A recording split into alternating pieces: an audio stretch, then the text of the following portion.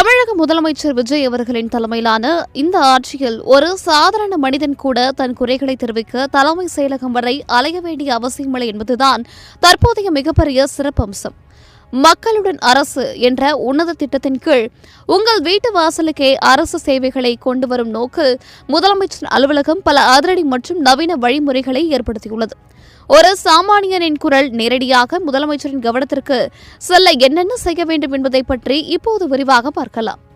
முதலில் இணைய வசதி கொண்டவர்கள் தங்கள் குறைகளை பதிவு செய்ய முதல்வரின் முகவரி என்ற பிரத்யேக இணையதளம் மிக சிறந்த பாலமாக செயல்படுகிறது.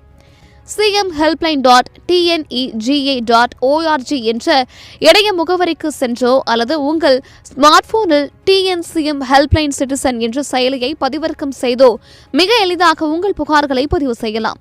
இது முழுக்க மக்களுக்காக உருவாக்கப்பட்ட ஒரு டிஜிட்டல் தளம். ஒருவேளை உங்களுக்கு இணையத்தை பயன்படுத்த தெரியவில்லை என்றால் கவலைப்பட தேவையில்லை. தமிழக அரசின் கட்டணமில்லா உதவி எண்ணான 1100 தொடர்பு கொண்டு உங்கள் கோரிக்கைகளை வாய்மொழியாகவே பதிவு செய்யலாம்.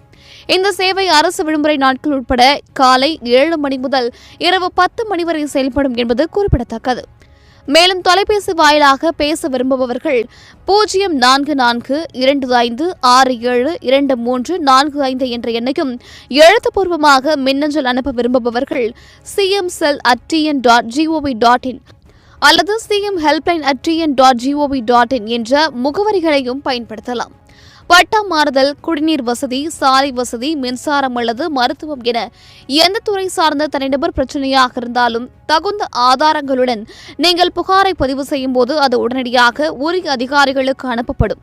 நீங்கள் புகாரை பதிவு செய்தவுடன் உங்களுக்கு ஒரு மனு எண் வழங்கப்படும்.